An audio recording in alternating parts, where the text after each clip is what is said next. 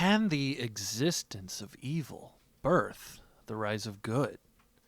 Does the presence of good demand the call of evil? It's questions like this that are the basis of M&M Lore, a vast franchise covering multiple games, storylines, and products that, on its surface, look like little more than the half-constructed projects thought of and funded by thirsty, short-sighted marketers. But when we dive into the games, that is decidedly not what we find. Instead, what we find is conflict, romance, the struggle of man, and many other deeply important cultural subjects. Where could we possibly begin with a lore that is so extensive? Right at the beginning. This is M&M Lore Explained. At first, there was nothing. At least that is what was stated at the beginning of the M&M The Lost Formulas, released in the year 2000. Short introductory cinematics reveal the very foundations of the universe being born. We see the void, the endless nothingness, shudder. Out of the infinite emptiness, we see a small twinkle in the distance, and a lone, tiny figure shuffling his way into life. Their white-gloved hands look familiar. As the tiny figure pulls itself to its feet, it outstretches its arm and beckons to the heavens itself. This is the white M&M, a divine being, looking over the expanse of the universe and frowning. His glove reaches out, and you see star after star being created by the mere flick of his hand. As these stars settle, he does a flourish with his wrists, and world after world is born, seeing their first divine sunrise. We don't know the white M&M's reasoning for this. Perhaps it saw an empty universe and decided to fill it. Perhaps it was lonely. Perhaps it knew, even already, that this time of peace and growth was to be short-lived. Because in some dark corner of the universe, trillions of miles away, a power equal and opposite to the white M&M would rise. Just like the white M&M, we don't know what the motivations of the black M&M were. Both have been lost to time. This prehistory takes place eons before the setting with all the modern M&M colors that we know and love. But what we do know is that the black M&M and the white M&M fought to the death across the expanse of the universe for thousands of years. Perhaps they had to. The existence of one demanded the existence of the other, yet at the same time they were so diametrically opposed by the energies that had created them that they were destined to attempt to destroy each other. YouTuber Come Snard Snard had an interesting theory in his video, Can the Green M&M Get Pregnant? Come Snard Snard claimed that it's very possible that during this unmeasurably long battle, it is very likely that the black M&M and the white M&M were destroyed and reborn an infinite number of times. At the very second of their death, they would simply be reborn, because they would have to be created by the presence of the inverse energy. This is an interesting theory, and Come Snard Snard doesn't go into it for too long, instead focusing on evidence that showcases the existence of the green M&M having fallopian tubes. Regardless, it's just a theory, but it makes a lot of sense to me. This would also make a lot of sense in explaining where our next character comes from, and their monumental sacrifice that created the characters from M&Ms that we know today. The great battle between the white and black M&M had to end sometime. It is said in M&M's Beach Party for the Nintendo Wii, as the dullard yellow M&M is reading from the Holy Book of Candy. It was an age of strife, of endless war. The M&Ms could not live in peace. All men were strangers. As the white M&M and the black M&M battled, they chipped and frayed with each other, casting debris all over the young universe. Year after year, these chips of candy and chocolate began to congeal within the relatively empty universe, forming into a mass as large as the other two M&Ms themselves. This mass grew and began to develop a primitive consciousness as it began to form itself. Composed of the debris of both white and black, the gray M&M birthed itself after hundreds of thousands of years, interrupting the constant battle between black and white.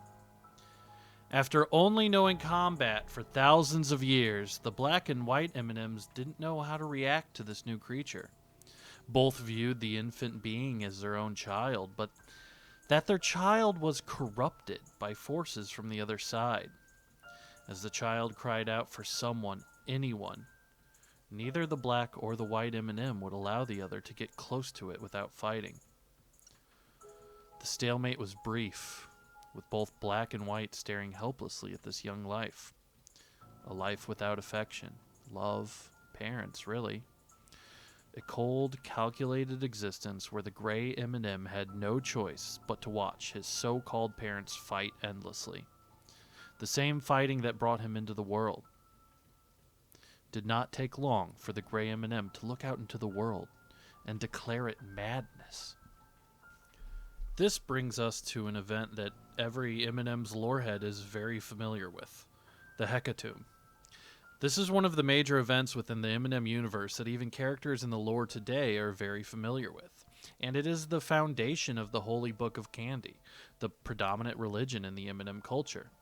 Not to say that M&M culture is a monolith. Blue, who is the leader of a secret cult named the Dark Evangelists in the video game M&M's Go Crazy on the Nintendo GameCube, preaches this to his followers after a cutscene where he drives in a go-kart to get sacramental wine. The black M&M, who was spurred into existence by the tyranny of order created by the white, and who fought blood with blood for eons in order to prevent the rigid stagnation of the universe brought by the order of white, was overtaken by the latent power in the gray M&M, who sacrificed them all together in a ritual suicide. This was because the gray was born with the seed of doubt, and chose his own machinations of the universe over the divinity already present within the void. Compare this to the sermon of the yellow M&M, considered the papist of the Holy Book of Candy, and the head religious figure of the M&Ms. Yellow gives this speech to his flock right before the ending of M&M's Tinseltown Trouble for the Sega Dreamcast. Lo, and there was a hark, and then the gray M&M bellowed with all of the rage of an unloved child. And with this power he swallowed up the black and the white M&M in a grand act of cleansing violence. The three creatures succumbed together in the Hecatomb, the grand sacrifice, the event that purged the sins of all candy and flung our race into the furthest reaches of the universe. There isn't much consistency here, and that would be a reoccurring element of M&M's lore. Every character is unique and has a unique perspective, and as such, we really can't take any one person's opinion as solid lore. Pulling from multiple accounts, including the Orange M&M speech on Candy Day, the account from the Book of Candy, and from the game manual for M&M's Party Quest, we get a solid, bare-bones idea of what happened during the Hecatomb. The gray M&M, finally achieving sentience and realizing the depths of his power as a force of neutrality in a hostile universe, launches a sneak attack on both M&Ms as they wore each other down in combat. Some say that the gray M&M stabbed the other two in the back. Some say he swallowed and ate them whole. Either way, the gray M&M felled both that day. After that, however, it isn't so clear what happened. Some say the gray M&M committed suicide after killing the only two parents it ever knew. Some say the death of both M&Ms simultaneously led to a rift in the universe that tore the gray M&M to a million shreds. Some say that the gray M&M simply ceased to be. Regardless, we know that there was an enormous explosion that created thousands of galaxies and an entire rainbow of M&M creatures that would be born. The first M&M created was Red, also known as the Keeper's Flame, or the Rage of Erethil. It is said he emerged from a rainbow-colored explosion frozen in time, and that from this, he plucked the rest of the M&Ms out from the color spectrum. The second M&M was Yellow, also known as the Plowman's Smile.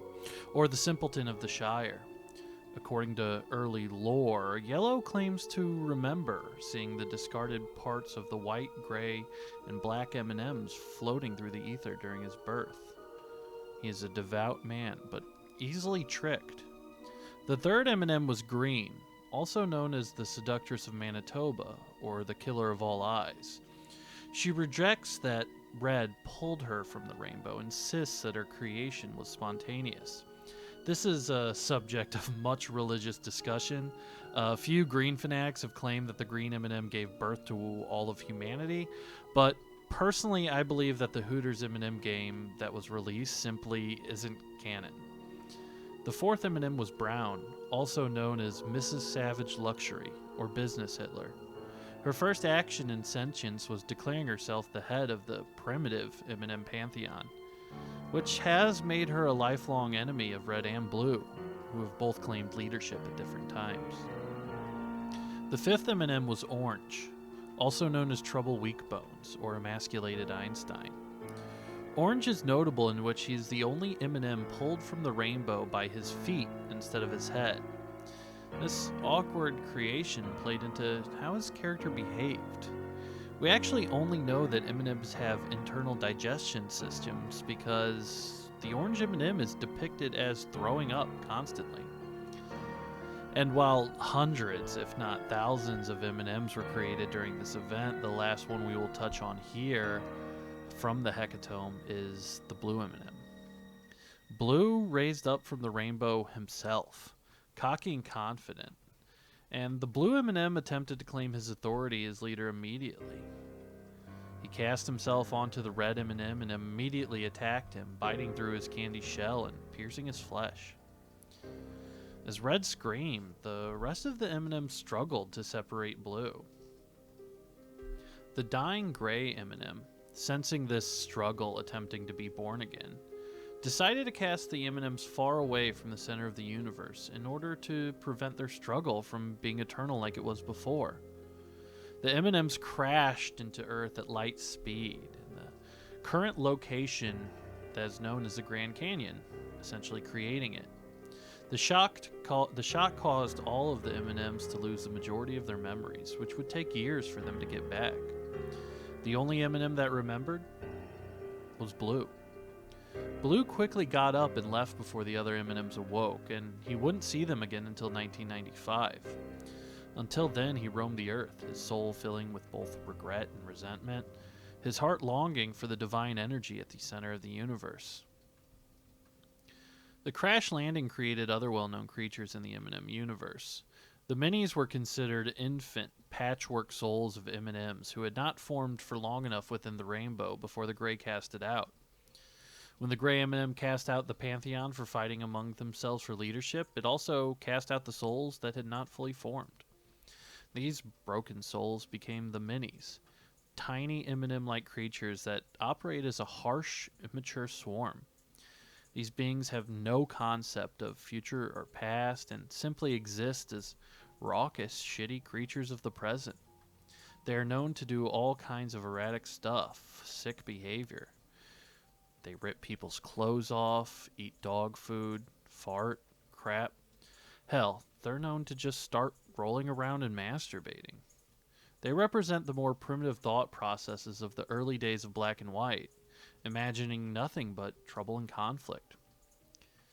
And so it was with our heroes on Earth, with shaky memories cast down from the monochrome heaven they were birthed in, here, awash in a land of color. Would the M&Ms flourish? Would they function? Would they even survive? We'll have to cover that in our next video, where we explore the harsh world the M&Ms had to face and how they struggled to find their own internal order. As always, thank you for listening, and tune in more soon.